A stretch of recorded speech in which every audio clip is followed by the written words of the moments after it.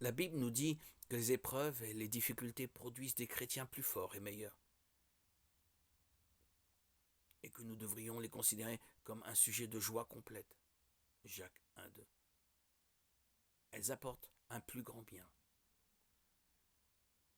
Nous l'avons de nombreuses fois constaté dans nos vies. Parfois le bien provenant de la douleur et la souffrance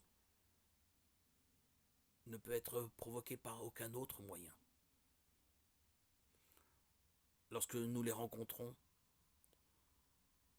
il est difficile de vivre avec ces épreuves.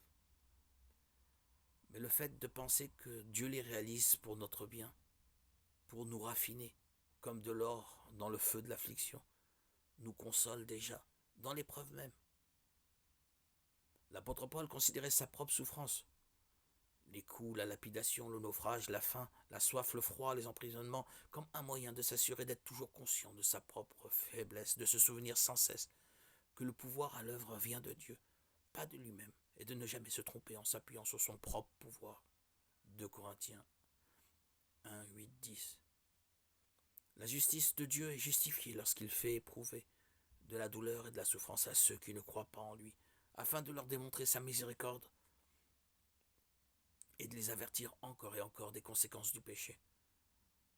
Quand par leur propre rébellion ils s'attirent une calamité, c'est une punition et non de la cruauté. Le fait qu'ils laissent autant les rebelles continuer à le défier est plutôt une preuve de sa miséricorde et de sa patience que de sa cruauté.